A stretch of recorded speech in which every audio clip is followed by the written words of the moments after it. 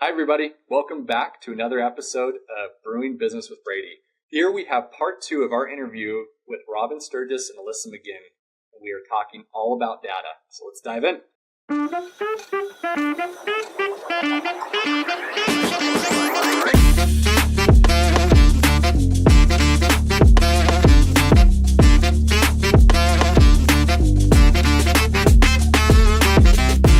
Mason, Alyssa and I visited a company one time where they were an insurance company, and it was a very competitive environment that they had created, and they had these massive leaderboards on TV screens in every room, and it was all about who's winning. They had really gamified it, and granted, their staff was pretty much male 20-somethings, and this really was a hit for them, but it was such an interesting environment that they had created by just putting that data up there on the screen and making it a little competitive. Really, it was interesting. So I'd love, we're kind of diving in there, how, building that data culture and actually getting people to make improvements around it, right? Like we talked about, what are the best use cases for dashboards, reports, but now we're kind of diving into how do you actually do something with that data and actually make improvements in your business? So I'd love to understand, a case study from y'all's work with clients that, an actual case study in which a client was able to reduce expenses or increase revenue, that there's, a tangible way that they did it as a result of what you were able to deliver. I'd love to understand that. So I feel like typically we fall on the increased revenue side is where a lot of times the dashboards tend to lean. And a lot of that is because we have found ourselves doing a lot of revenue and profitability. So I guess profitability goes back to the bottom line. But one really cool study, and I was actually going to share a different one, but I'm going to share this one now because we're talking more about sales teams and things. So we have a client that is in the steel manufacturing line of work. So obviously, not that maybe exciting, but what they started doing was they have all these different types of, and I might butcher some of the details, I'm going to try to get it right, but they have these different types of steels that they sell into different industries. And so they started to understand what industries were buying from them. That was kind of the first step. And then they started to dive deeper and to start to associate and look at the buying patterns of each of the industries. And they started to notice that each industry was buying the same 2 or 3 types of steel. And so then they realized that they had all these generalist salespeople. So then they said, well, maybe we should start to kind of assign salespeople to these industries and get them real deep knowledge on the types of steel that these industries are buying. And there's also some seasonality, if I remember correctly, some seasonalities associated with those specific industries and when they would purchase. And so I think they had a sales team of 15 or 20 people? That's right. Okay. And so they would kind of say, okay, well, you're on this industry and you get real good about understanding all of the different use cases or, specs of these types of steel. And that was, I think, pretty revolutionary for them to start to see salespeople getting real deep and real educated on the buying cycles and the products instead of just being wide. And they saw some significant growth in industry categories and types of steel categories. And I think maybe now, even starting to see some of them that are more not popular, but those industries are really making up a bulk of their revenue.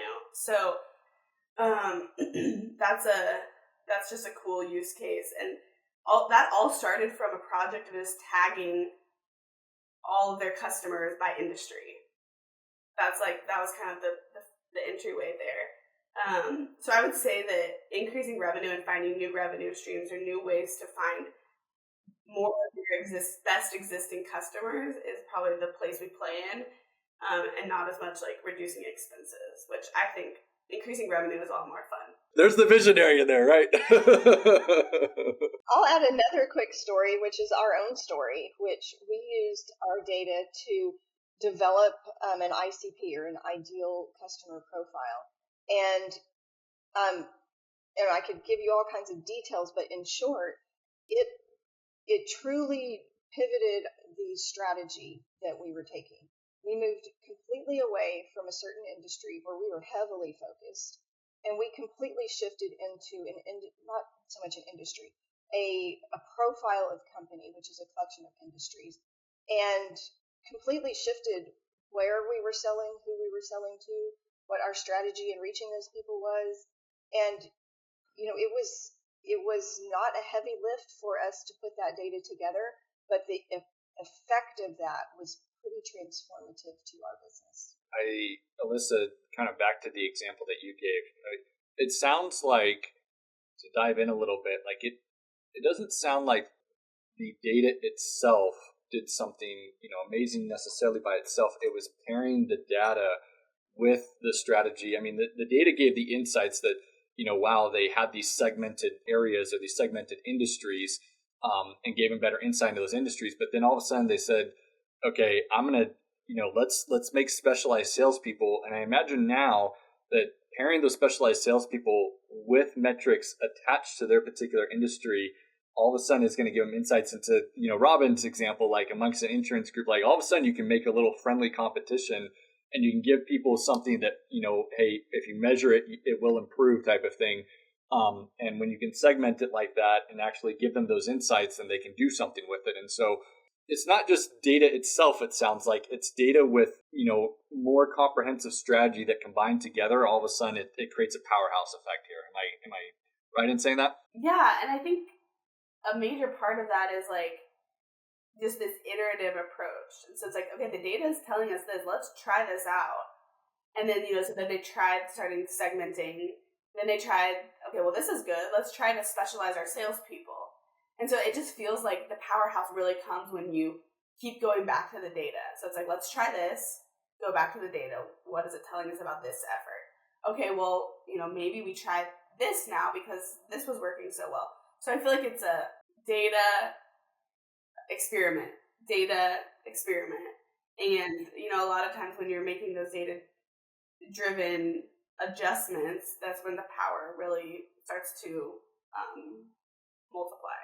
I really appreciate that because, that experimentation, I completely agree with that. I think that for business leaders in the lower middle market, I mean, I would say that they're barely entering that phase to where all of a sudden, again, the founder doesn't have a full grasp on all things regarding revenue. And we talked about that, like data especially can be very powerful in regards to revenue production.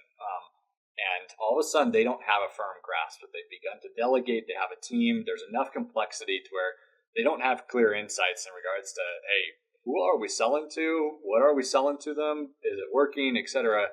And that idea that it's not as if you just build a dashboard and all of a sudden the first time you build a dashboard, you build a new report, that's where it's at. That data is it's a mindset that you have to build within your company, and it's about getting the data. What does it tell you? Okay, make some decisions, experiment, go back to the data another time, go back to the data another time, and keep going back to it to learn, are those experiments working or not? But there's a whole lot of experimentation there. So it's not as if you're just going to get a dashboard and it's perfect. That it's a very iterative type of thing that has to happen within an organization. And if people are to be, if organizations become more data minded, I think just having that mindset that it's not just a quick hit that all of a sudden you're getting a new report and it's going to give you this great insight, that it is an iterative approach, that experimentation approach. So that was good. That doesn't end, I don't think. I mean, I think that's, there's no, okay, we're good. Like, there's always a new evolution, a new season, a new strategy in your business that requires that approach. So, yep, absolutely. Which is great for us because that makes us very sticky to clients. So, next question here. I have heard, and I'm giving this example of AI, right? But I'm encompassing it within the entire world of tech, right? That technology is great. People love different aspects of technology, but even I was just talking with a group of guys the other day that they said it was actually, a question that they ask other people to determine like, what type of person are they? How do you place your takeout order with a restaurant? And there's two responses, right? Like you order online or you call in, and everybody said they call in. They're like, yes, still a human, right? And so like with tech, like there's still this need for a human centric approach. And there's so much out there about, AI can do this or technology can do this. But I think we all can agree that technology has to complement the human centric approach. And so, in business and working amongst team members, Robin, you gave a great example. Like if you're emailing reports, you can't just expect that everybody's going to read every single one of those reports. You have to, add a little something to make sure that you make people aware that, hey, they have busy schedules. If everything tends to be fine with that report, you have to make something that calls it out, right? So you have to get into the mind of, the other party, like what's relevant to them. You have to do a little bit of human centricness to this. And I'm interested to understand, like, what insights would you have for our target, or for our audience, that how do they make sure that they're combining tech with a human-centric approach, especially with their clients, that in the client relationships, what does that look like? My thought on it is that there is so much amazing technology, and even AI now, like enhancing AI enhancing BI, that you should use that to your advantage, but you should use it to inform your human team of how to be better or more personalized. Like it should inform the humans is kind of what my take on it is. And so, for example, like, the AI that's layered on BI can be like, you can use like natural language to search your data. And I think that there is a ad hoc, really powerful use case for that. It's like I'm getting on the phone with a client. I want to understand what have they bought from us in the past year. Maybe what are some opportunities for upsell? What are some other needs that we could fix for them? And, data and AI is going to make you be able to do that within 5 minutes of your meeting, right? So I think that you're utilizing that is established and set up, and you, the human, can say, okay, what have their patterns been in the past year? What conversations have we had? Do we have any other insights on them? 5 minutes before a meeting, and you're able to, as a client success person, offer to them a very leveled up interaction in that call, because you're able to utilize the AI and your data. So my take is just very much like, use it, but don't rely on it to keep your customers happy. I want to tell a fun story along those lines. So we had a client who was a heavy user of the Business Intelligence mobile app, and he went to a trade show, and he spotted a client kind of across the expo, and he wanted to talk to that guy, but he's like, I'm not really sure what they bought. So he, kind of turned to his phone and he looked at their buying patterns. And so then he entered the conversation. He's like, hey, great to catch up with you. It's so great that you guys bought X, Y, and Z only a month ago. How's that working out for you? And his customer was like, what? You know that off the top of your head? And it just blew their mind. And so that's just a fun example of how the tech enabled the human interaction, and just, was a really great tool for that human conversation. I love that. Yeah, that's a wonderful example.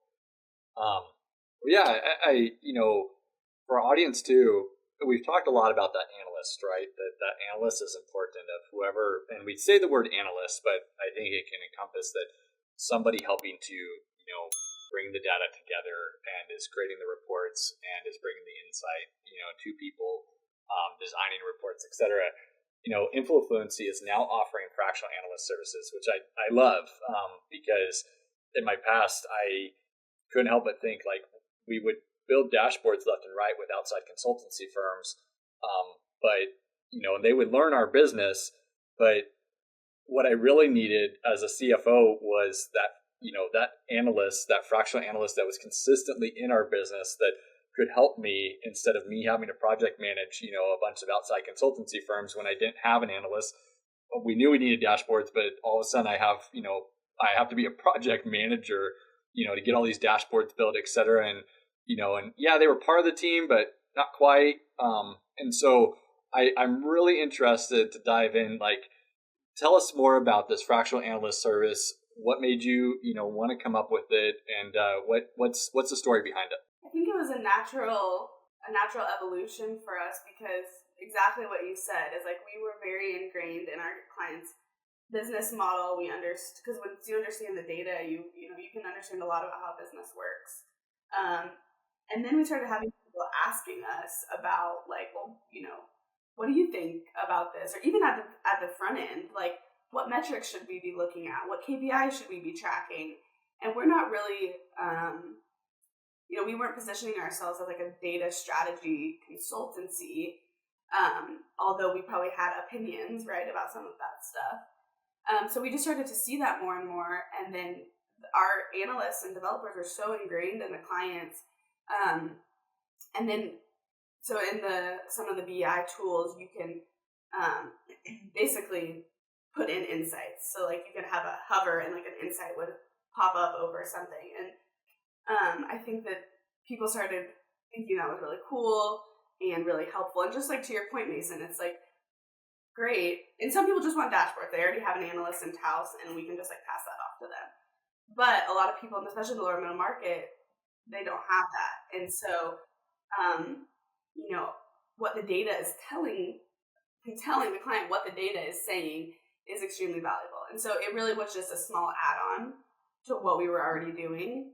We just kind of put a label on it and a model around it, because we saw how powerful it was to busy executives running businesses to say, here's the insight. We're not telling you what you should do with your business, but we are telling you what the data says. And I feel like the key to the fractional analyst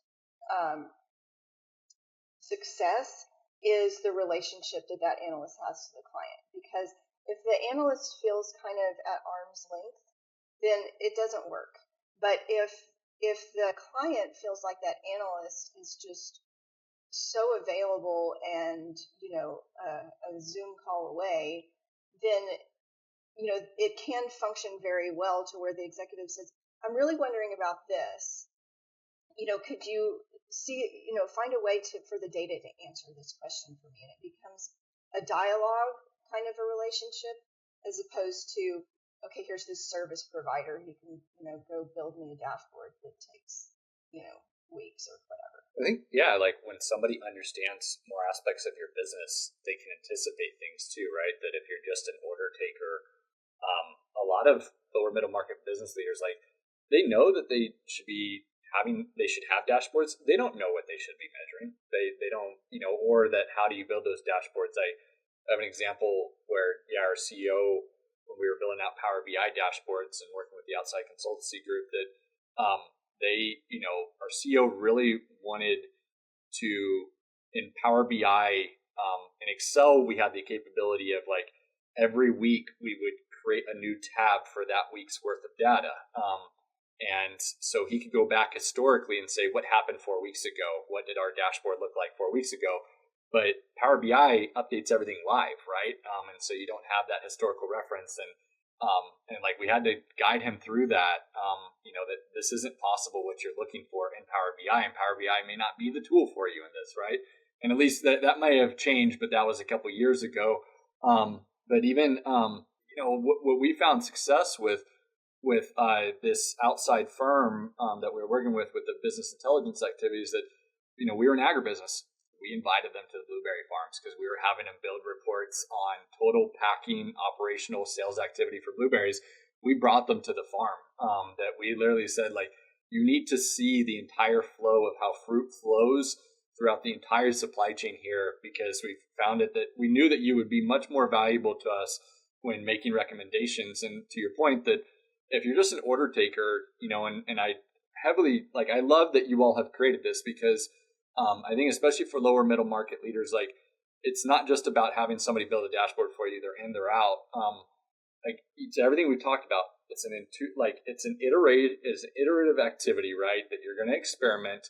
And you want somebody that learns your business and knows enough about your business that they can anticipate what you might need and can actually deliver to you more value than being kind of consistently in your business and understanding you more. So I love it. I love that you all are doing it. So yeah, as we wrap up here, Robin and Alyssa, that would love to understand, you've brought some client examples. Would you be willing to share with us that without, bothering any of your client relationships, but would you be willing to share with us what's one of your favorite client projects that you've had the opportunity to work on? So I have quite a few favorites, but it's the clients who approach the data and the data activity with curiosity and creativity that are the most fun. And our longest term client, there was a person in that firm who had both of those qualities. Extremely intelligent person and just approached things very creatively and very curiously. And he would come up with such amazing questions that he wanted answers from the data. And so he would say, what if we could know if XYZ? He would have some kind of really interesting scenario, and he would, set us off to go find that answer, to extract that answer from the data. And then, there would be another curious question at some point. And that was the most fun environment. We've seen it in other clients too, but it's when the client is engaged and curious and interested and approaches the data with kind of some energy and excitement, and those are just absolutely the most fun. Can you share the one about how you wanted to know like all the different steps to a close and like kind of how we broke that down? The interaction tracker, when they were like, that was one of his things, right? Yes. So that question was they were an investment firm. So to close an investment, to bring on a new investor, what kinds of activities did they do to get to that win? And it was kind of a question of how many interactions or how many touches did it take to get to that win? And then what types of interactions? Like, was it heavy on the phone calls? Was it heavy on the in-person meetings? Or, what was it that made that up? And so there was just a real curiosity as to getting more granular about the sales cycle. Awesome. Another interesting one that he asked was an investment that started at cost, where you valued your investment, you say it's worth X, and you value it at the same money it cost you to buy it. And he said, which of our investments started at cost, were raised by went up by some kind of multiple, and then came right back down to cost? And he would call it a round trip analysis, because they made that round trip from cost to increase back to cost. And those are kinds of questions that curiosity and creative thinking would prompt. One real quick for me is that, I'm not super heavy into the client engagement, so I don't have as many examples. I normally, hand them off. But one that I've gotten to work on locally is actually with a foundation, and it's really like we don't play a lot in the nonprofit space. We really serve the middle market for-profit businesses, but the nonprofit space is really interesting because their goal is impact, right? Their goal is change, and we've kind of had to sort through how do you measure that? How do you measure change, societal change? How do you measure? In this case, it's the health of the state. It's like, how do you measure that? And so we've had a lot of really super interesting, like strategic conversations around how are they engaging with and measuring the progress of the people they're giving money to, the people that they're inviting to give money to them, and then the policy makers at literally at changing policy.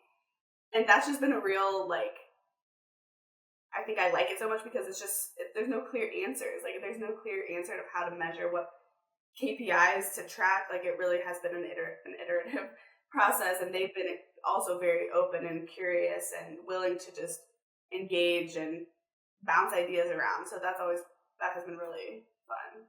That's a really great example, Alyssa. Where obviously you're being brought in on the strategy side of things, right? That, and I think, again, to this fractional analyst, et cetera,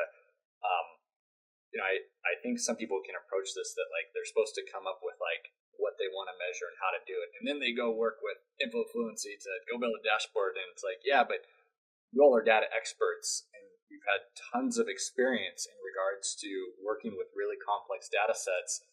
Bringing you in from the very beginning could be really fruitful for that client relationship, and that's why I think for our audience to understand that bringing in data experts in the beginning of trying to figure out how, you may have a vision, but how do you go about even measuring that? You want to bring in the data experts because they can speak to, hey, this is what should be considered technically, and other, how do you, get to this point and have a checkpoint, iterative, come back and do this. And so, yeah, I love that of, they were involving you in the strategy side of things. And I think for our audience too, that I would encourage that it's best to bring in some of those data experts up front, right? That don't wait, until you have the perfect plan for what you want in your KPIs, that rather bring them in to be involved in the process because they can give a lot of feedback into the process and make it successful too. And especially with like in that earlier stages of that process where they're probably implementing or migrating software to get to where they want to be, there's a lot of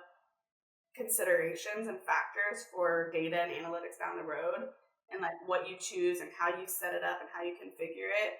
And we kind of run into that a lot where people have already done the migration and then they come to us and we're like, well, yeah, Yes. It's difficult now, right? And so I think to your point, that's wise, even if we don't engage right away, just to say, here's some things to think about as you're going to move to NetSuite, right? Or whatever it may be. We worked with, a client that,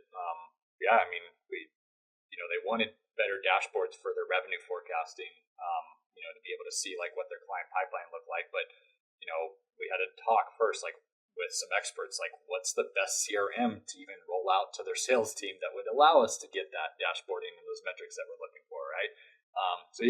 Good stuff. That, what's for Rob and Alyssa, like what's the one big thing that you want our audience to take away from this conversation? That, these are people that are just entering that stage to where, hey, they're getting more complex in their business. They have, bigger teams that they're delegating to.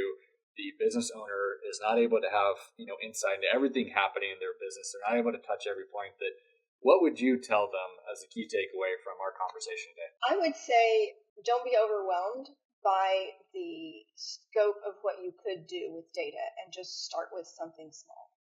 And, choose one very low-hanging fruit, bite-sized way to get started, and just very intentionally build data into your culture from there. And, just one bite at a time is how you eat the elephant, right? Mine, very similar vibe. Short and sweet, get curious. Just get curious about your business, and pick a question or something that piques your curiosity and start there. Thank you both, Rob and Alyssa, that really appreciate this time that we had with you and how much insight you shared, with our audience today. That tell our audience though, where can they find you? Where can they figure out more about InfoFluency, about what you all are doing? We are both very active on LinkedIn, so you feel free to connect with us there, and check out our website is infofluency.net. And we have some cool dashboards you can play with on there and learn a lot about our business. Well, yeah, thank you both for being here. That this was an absolute pleasure. Thank you so much, Mason. Thank you for having us, Mason.